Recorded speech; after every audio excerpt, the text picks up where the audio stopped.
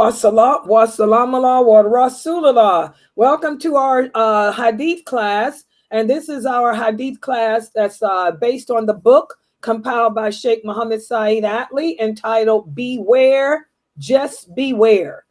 And for those of you who have not yet purchased this book, please go to Atli Online, the same place we get all our other books from.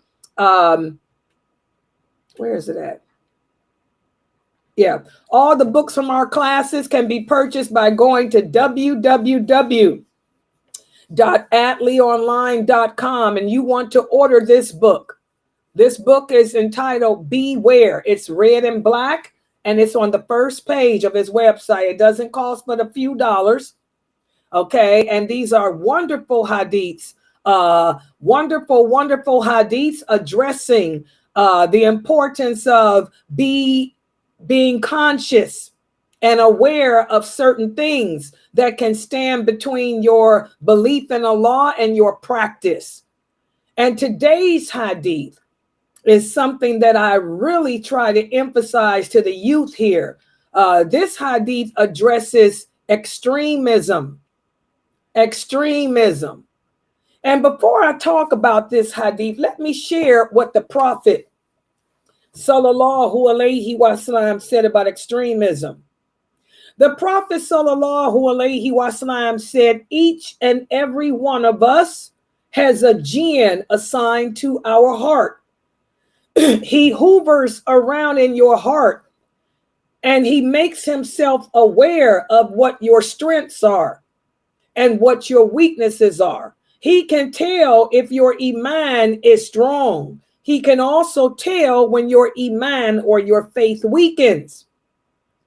And if he sees that your iman is strong, he will push you to become a fanatical extremist because he knows that Allah hates an extremist. A person that suffers from extremism is a person that will transgress the limits to the point where he'll become bored or tired of doing the deeds that are pleasing to Allah, and he'll stop. Okay, you don't want to be a person like that.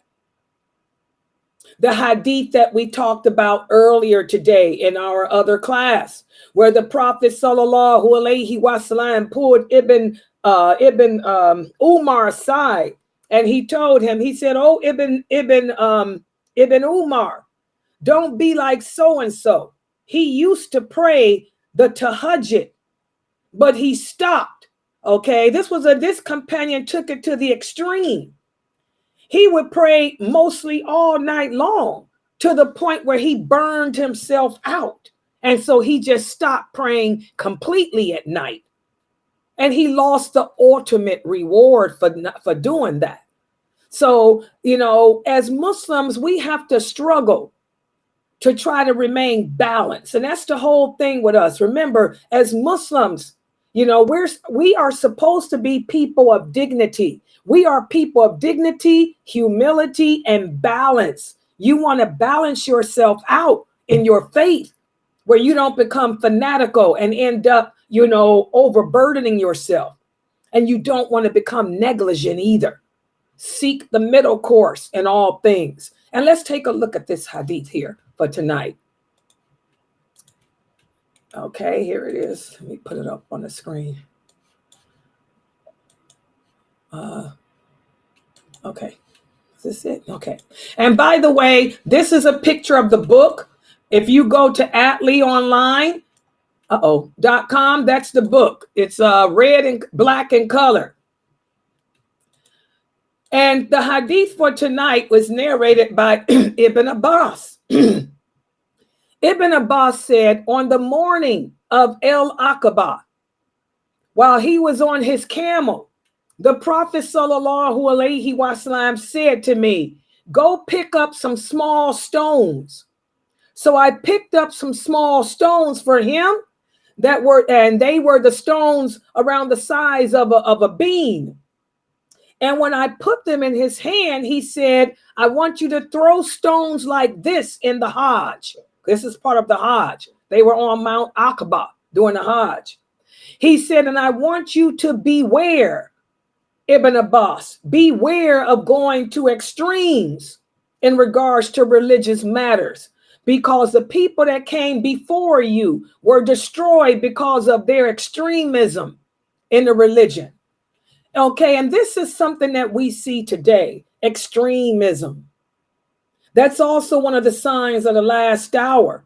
Remember the Prophet the Prophet sallallahu alaihi wasallam said the Sunnah will become abandoned. Okay, people will become fanatical. They'll become extreme. They'll make their religion hard on the people.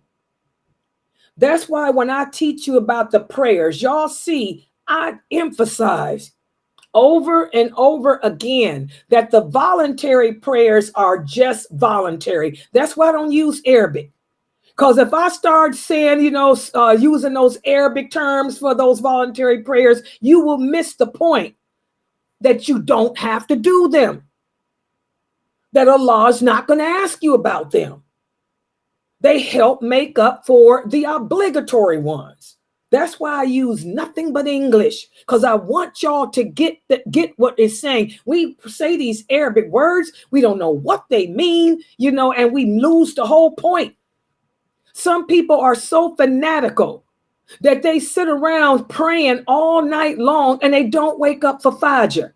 Do you think Allah is going to accept your night prayer, your voluntary prayer, if you did not perform the obligatory? If you're one of those Muslims that stay up all night long praying, but you never wake up to do Fajr, all you doing is an exercise routine, because Allah is not accepting any of those voluntary prayers until you perform those obligatory ones. And that's how Shaitan wants us to be. He wants us to be fanatical and extreme about the things that don't matter. Look how many Muslims were breaking their neck to fast the day of Arafat. And I know a bunch of those women who have not made up their fast for Ramadan. Fasting the day of Arafat is not an obligation. Allah's not going to ask you if you fasted the day of Arafat. That's not something that we don't have to do. But he is going to ask you, why didn't you make up Ramadan? Why didn't you fast Ramadan? That's how Shaitan works. He wants us to become preoccupied with the things that we don't have to do. So we end up falling short of that which we do have to do. So all those voluntary fasts don't mean nothing, because you did not make Ramadan. Subhanallah. So this is why we have to be careful. And also, you don't want to become an extremist in a religion where people don't want to come around you. Every time a person comes around you, you tell them that they're going to hell. You the haram police. Astaghfirullah. You can't wear makeup. Astaghfirullah. You can't wear colors. Astaghfirullah. Astaghfirullah. Who are you? Who are you? You make people not want to be around you because, you have to understand, guys, again, the middle course. Islam is based on moderacy. As the Prophet said in another hadith, there's a time for this, a time for that. There's a time to be all lecture. There's a time to joke. There's a time to play. There's a time to sleep, a time to relax. SubhanAllah. When I sit up here with the cameras on and I'm logged in on Facebook, I'm logged in on YouTube and all these other 15 channels. By the way, Shay Gatley, I'm running 15 cameras. You got 5, I got 15. I really got 25 going. But hey, I'm a woman. I can do it better than you. Hello. That's how we women are. Take that. But anyway, subhanallah, we sitting here as Muslims, when I'm on this internet, I'm going to lecture. I'm going to advise you. I'm going to give nasiha. I'm going to try to be serious as a lecturer should be. I'm going to make my voice tough. I might even get rough. If the young boys come in here with that stuff like Lumberjack did the other day, I'm going to get rough and tough with you. I have to, because I'm a woman. But when the lights go out and I log off of you guys, when I'm in this Zoom room, I'm a different person. We laugh in here. We argue sometimes. We fight sometimes. Sometimes we get mad. You might hear a little bit of profanity. But when those cameras come on, okay, now it's different. There's a time for this, a time for that, guys. You cannot be geared up all the time to be a fanatical about the religion. I mean, it's all about Allah subhanahu wa ta'ala all the time. Laugh a little bit. Joke a little bit. Play around a little bit. Okay? We're not angels. The angels have no emotions. They do whatever Allah commands them to do. But we're human. We have emotions. So again, this is one of my favorite hadiths because it's so easy for us as Muslims to fall into this bag of being extreme. Extreme in the religion, extreme in our personal lives, extreme. So there's a lot of lessons learned here. Number one, moderation is the key for a Muslim in order to practice the true Islam. Remember, Islam is based on balance. And also we have to be careful to not go around adding to the religion, introducing things to the religion that don't belong there, because that's what happens. And by the way, those Muslims that are so extreme and fanatical, they're the ones that go around making things haram that are not haram. Yesterday, I gave my classes, and mashallah, I got so many of you who are new students here, and I'm so happy that I can break the religion down to you and make it simple for you, okay? Because that's what my parents trained me to do since I was a kid. I was trained as a child to grow up to be a dawah and speak nothing but English, even though I come from Arabic background, to learn English, grassroots American English, to make it simple. I had to fight against those. I was never with the Nation of Islam. I was the true Islam. We had to fight them. Okay? So I'm glad that I can make this deen simple for you.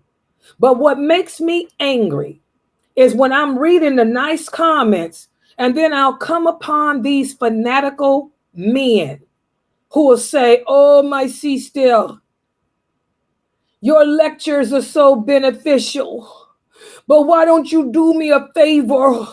Take off your makeup, put a bag on it. You ain't going to your job telling them Kafir women to put a bag on it. You ain't outside sitting on your porch telling them Kafir women that you're looking at to put a bag on it. You ain't at that Bally's club telling them that.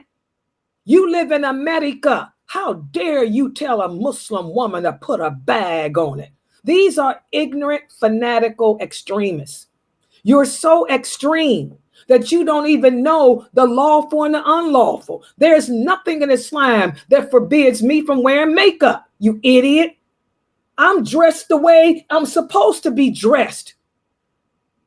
Why don't you go preach that stuff to the Kafir women that you hang with and you're probably involved with? Subhanallah. But that's what happens. You know, ignorance leads to fanaticism too.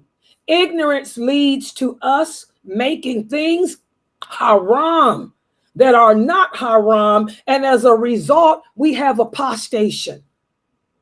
Why is it that there are more women apostating from Islam every day?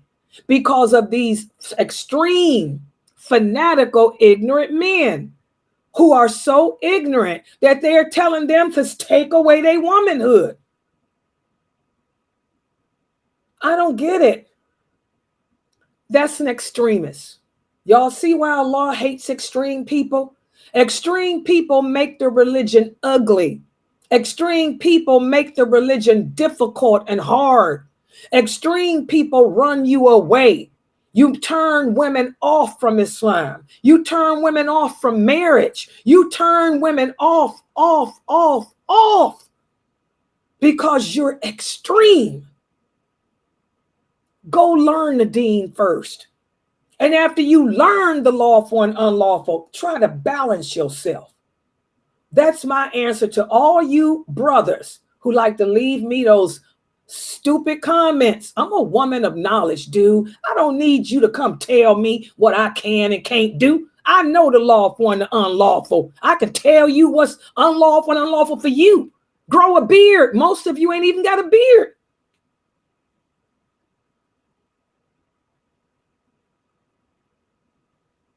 Okay. So we learn from this hadith, that a Muslim should be mindful of his religion. You don't want to add anything to the religion, nor do you want to take anything away by being extreme. A Muslim should try to follow the Prophet sallallahu alaihi wasallam in all religious and everyday aspects of living. And I tell you, brothers, go learn about the wives of the Prophet before you leave messages for lailanasheeba about my kohol, because that's the only makeup I got on, really. Kohol. Why don't you learn that the Prophet's wives wear it? Go learn the deen. Did Aisha wear kohol? Did the Prophet's wives wear makeup? Did the Prophet's wives wear colors? Did the Prophet's wives put a bag on their face? You would be surprised to learn the truth if you brothers would just go seek the proper knowledge. And you're not going to find those answers on a fatwa Q&A website. You're going to find them in books. But you have to have the people of knowledge teach you what the books are saying too, because you're not intelligent enough to comprehend it yourself. Okay? Learn about the Prophet's wives. Did these women walk around in burqas? Did they not wear makeup? Did they not wear colors? Do your research. Okay? Also, because again, the Prophet and his wives and his companions, they're supposed to be our role models. They're mine. My role model is Aisha, guys. I'm a walking, talking Aisha. The way y'all see me look, this is how Aisha looked. Do your research. Also, we should educate ourselves about the religion. Because again, only from seeking knowledge, that's the way you avoid extremism. And also for those people who are extremists, these are people who suffer with pride and arrogance too. Those extreme brothers. They're not only telling you that everything is haram, but look at them. They think they gods. They think they're scholars.